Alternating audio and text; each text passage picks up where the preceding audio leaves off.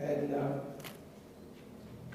in fact, we are waiting for one of our speakers, which unfortunately probably is being taken up in the traffic. While we're waiting for it, it's Mr. Niven Sami to join us.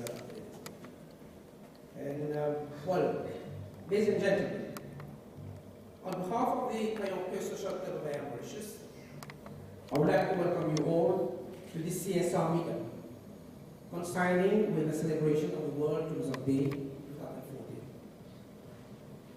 The club itself is celebrating its 35th anniversary this year, and this event forms part of the series of activities we're organizing. And the club has one of its objectives to promote the airline and tourism industry.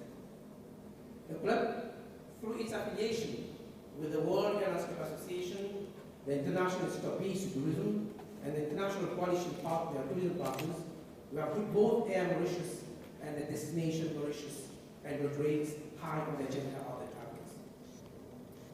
The club never failed to celebrate the World Tourism Day yearly, as proclaimed by the UN World Tourism Organization, the UNWTO, by bringing our contribution and also the awareness of the contribution of tourism in the world economy and the community at large.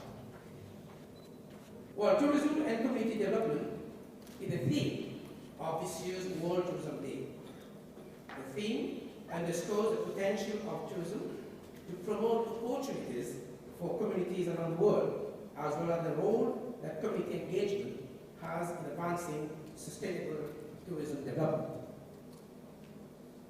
Well, we have today the pleasure to have the Professor Hopkins, the CEO of the MHI of the MHC International, and hopefully Niven will join us very shortly.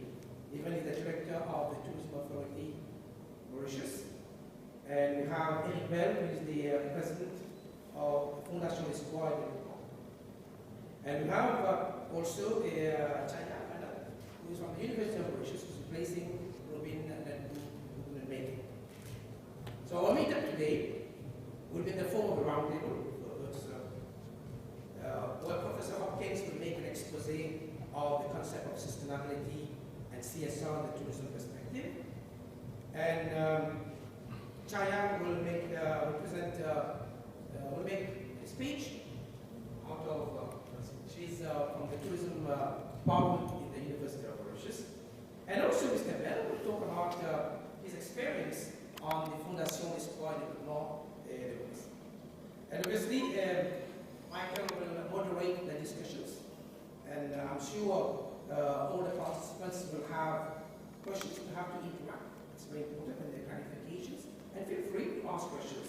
I'm sure that certification on the Global Reporting Initiative. What's the relationship between Global Reporting Initiative and corporate social responsibility? You haven't come for a lecture on that, I know. I'm not going to give one. Let me just say very, very briefly that corporate social responsibility to me is a systems approach to looking at a firm.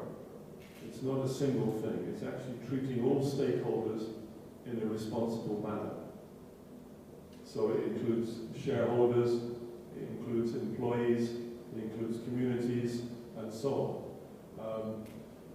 What happened in your country is that the government introduced a tax to channel money to NGOs.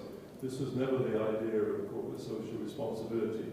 And I think what's happened here is that when you consider these things as a tax, companies move away from it.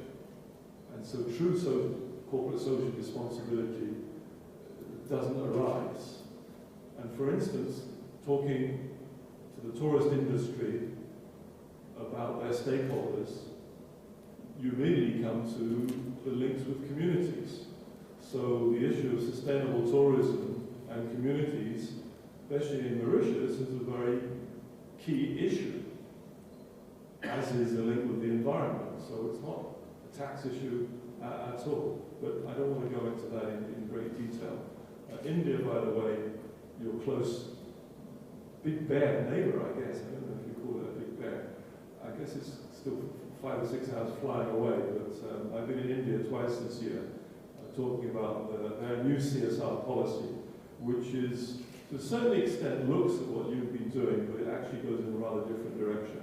We can discuss that afterwards if you're interested. I don't really want to get into that because I want to get back to what I've been asked to do. So I just wanted to announce that we actually launched this consortium, and it covers 20 countries in Africa, including Mauritius. And you might say, well, we're not in Africa. But don't worry, my wife, as I said, is from Somalia, and they don't consider themselves Africans either. So, anyway, 20 countries in geographic speaking, stretching from west to East Africa, right out here to Mauritius. And so we're going to have a lot of interesting work to do over the next couple of years. And I'm glad to say that the consortium's HQ is going to be based here in Mauritius. So there's a few slides. I've got a handout which covers some of these, and I can give that to you afterwards. This is a little bit more about global reporting. Let me now turn to the issue of today, which is communities and sustainable development. And what I did is that I looked around for other experiences around the world, and I found this rather interesting one coming out of Ireland, called the Carlow Experience, Communities Caring for Their County, Supporting Sustainable Tourism Development. Let me just rush through very, very quickly these slides, because I don't want to make a long presentation, I want to get to the discussion. They basically see this as tourism is also helping communities to develop, promoting, as you see up there, a sense of pride. This is a list of some of the communities in this part of Ireland working with the tourist agency, Waterways Ireland, the Carlow Chamber, the County Museum. So it's not just talking about bringing tourists in community development to come and look at monuments, for example. I have a bit of a secret, actually. When I travel, I really go look at monuments. I'm really sorry. I don't tell you an aside on that. In France, there are 2 monuments. The most famous one, what is it? Eiffel Tower, okay, Tour Eiffel, okay. The second monument is Paul Bocuse, most famous chef in France. Now, I found when I was taking a photo of the Eiffel Tower, it was very big, and it wouldn't stand where I wanted it to. Paul Bocuse is wonderful. He comes to your table and you say, "Excuse me, Paul, could you stand with my friend, please, while I take a photo?" So he moves. I like that sort of interaction. So to me, that was an example of, in some way, my touch with the community of a very, very famous person. One thing out of Ireland, the first line, I'm not going to go through all this detail, but I'll give you these slides, I can send them to you afterwards, I've put them on the Meetup website. Essentially, working together, we can make a difference. And as I was talking in the beginning, I said, well, supposing when a tourist comes to Mauritius, comes to your wonderful environment, the lovely beaches, the very friendly people in the hotels and so on. But there's a huge aspect to Mauritius which they don't know about, which is how it works, how it ticks. It's a whole vibrant community. It's a country which is working. And most of the people who come to Mauritius are of a reasonable level of education, mainly because it's a long-haul destination, relatively expensive compared to going to, I don't know, Col de Sol in Spain, for example. And people are kind of interested in what's going on. Well, many people who come do actually walk in the towns and they talk to people and say, how's it going and how's the economy going and so on. Well, maybe one can formalize that a little bit by actually taking a group of tourists to a school. In the school, what they could do is maybe talk to some of the students and say, what are you learning? Are you interested? Just now I took the example of mathematics. Let me take another one. Sarah, well, we're learning about Galileo and the planets. Oh, are you interested in that? Oh, yes, sir. Yes, sir. Oh, yes. Well, they're going to say yes because the teacher's standing behind it. It's like once when I went to a Somalia village and I said, how's it going in your village? Oh, wonderful, sir, wonderful, sir. When I looked behind me, the head of police was standing there. Well, what do you expect? So what you really want to know is actually, how do you feel? So you want to talk to this thing. You say, well, how did you get to learn about Galileo in Mauritius? Wouldn't you be more interested in learning about, I don't know, aircraft engineering or something, and so you can move around the world? Oh yes, I'd really like to know that. How did I get into that? And then, so the tourists have a conversation. All of a sudden, a little boy or girl, big boy or big girl, is talking to the visitor, who might be an architect or a professor, and there's an exchange of ideas. All of a sudden, people in the school are learning from the visitor, and the visitor's learning from people in your country. So everybody gains.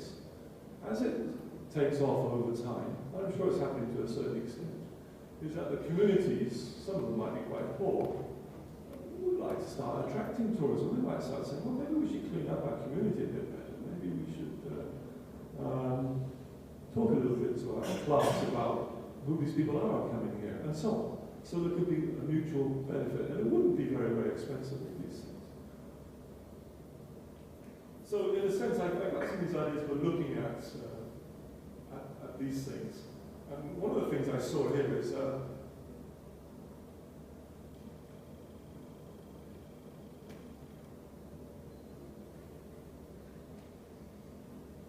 Carlo Golf Trail. I thought, what's this to do with community development? I admit, I'm not a great fanatic of golf. I love sport.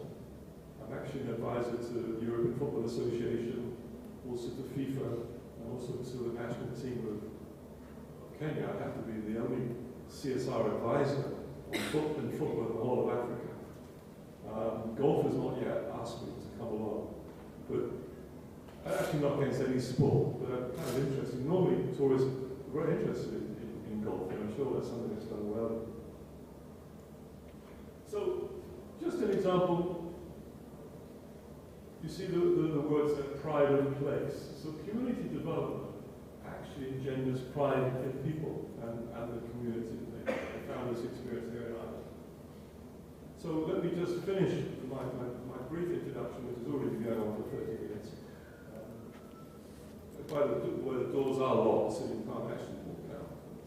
I think after I start speaking, we unlock the doors, so people can leave. So the sorts of things that they found in this place in Ireland, and I can give you the reference to this, is a clear sense of pride and identity,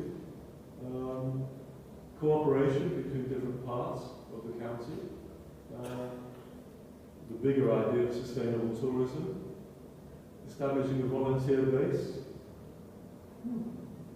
encouraging art and cultural activities.